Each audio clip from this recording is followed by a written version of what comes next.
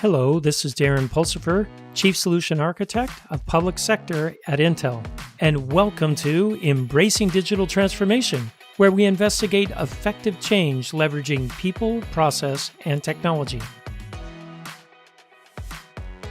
On today's episode, we're going to talk about securing your home office with Federal CTO Steve Orrin.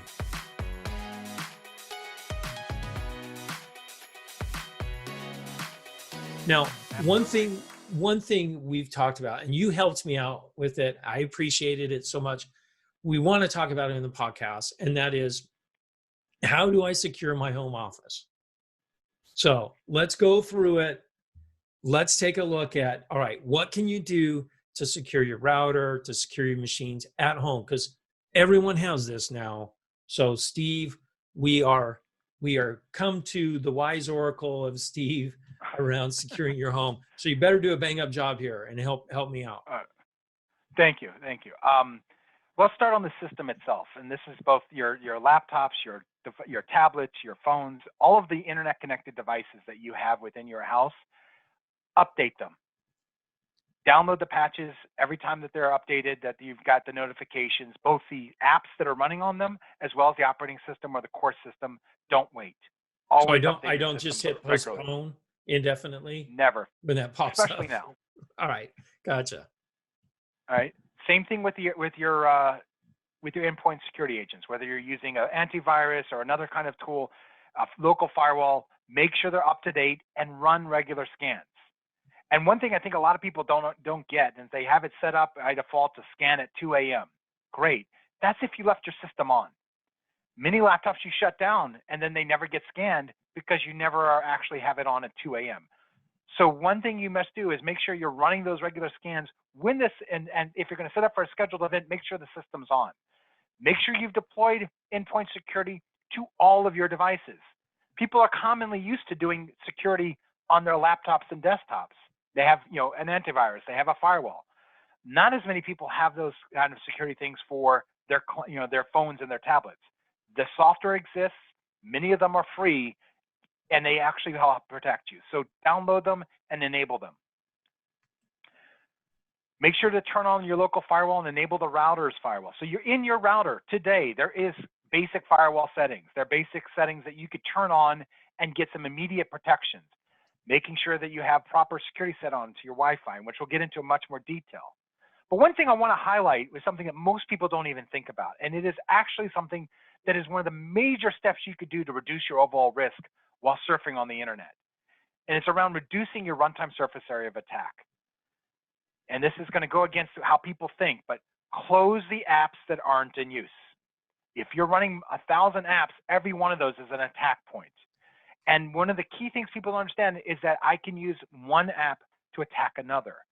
When you're in your browser and you're doing one function, don't be doing 20 things at the same time. Log out and close secure sessions before checking email or browsing. So if you're doing some banking, you're doing your VDI, when you're done, close it, log out, close the browser, restart it, and then go do surfing or checking your email on like your Gmail account or whatever. Don't do them at the same time. Don't be doing two different applications in the browser at the same time, because there is a context sharing that goes on. And while the browsers have done amazing work to try to secure themselves every day, we see new examples of cross-domain and cross-site attacks.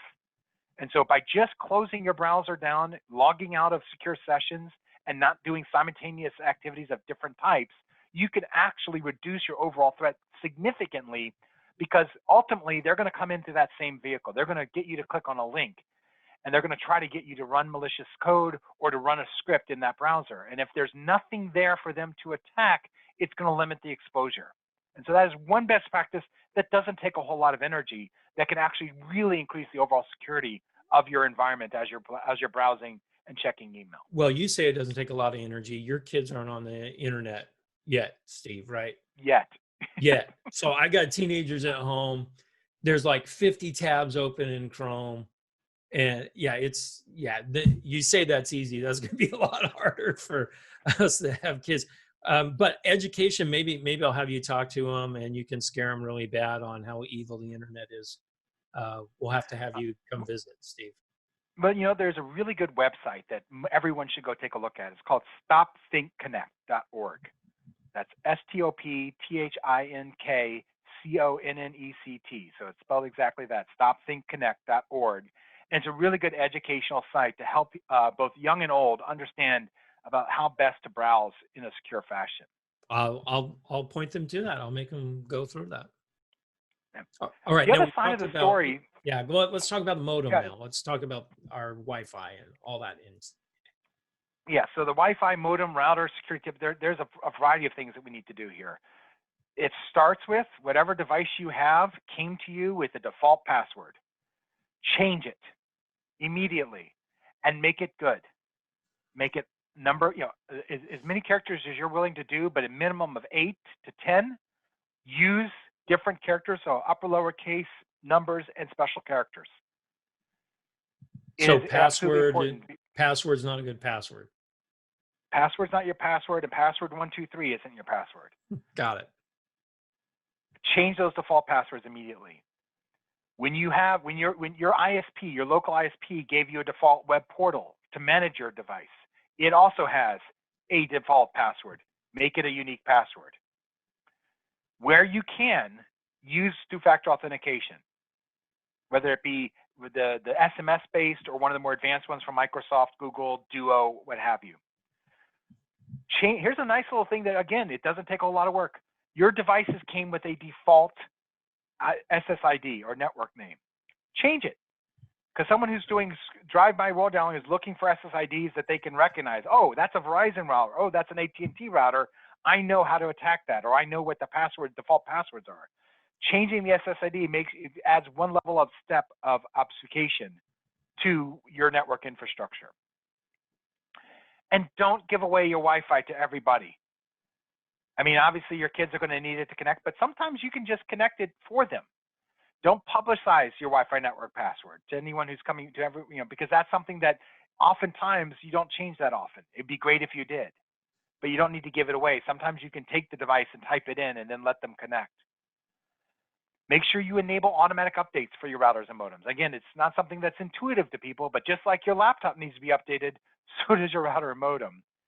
And turn on WPA. Make sure you're using the wireless encryption capabilities. Enable the network address translation features. Turn on the DNS filter. These are all features that are there in your modem and router that you just go to the admin portal, and they've done a really good job of making it easy to find these features and flipping the switch. Some of the more advanced ones will come with this stuff default on, but if it isn't, you should turn them on. Where possible, disable UPnP, or if you need to use it and then turn it off again. Same thing with WPS. Use it to connect the devices, then disable it. And so these are some things you can do to help protect your local environment from remote and even close by attacks, because we all have heard of somebody borrowing Wi-Fi from their neighbor. These kind of techniques will help prevent your neighbor, because when they do that, you're not exposing just your network, but your enterprise network to not only the insecurity of your environment, but the insecurity of your neighbor's environment as well. This is great information, Steve. For those of you that are listening to the podcast, you can go out and find all this information on our blog. Check it out on embracingdigital.com.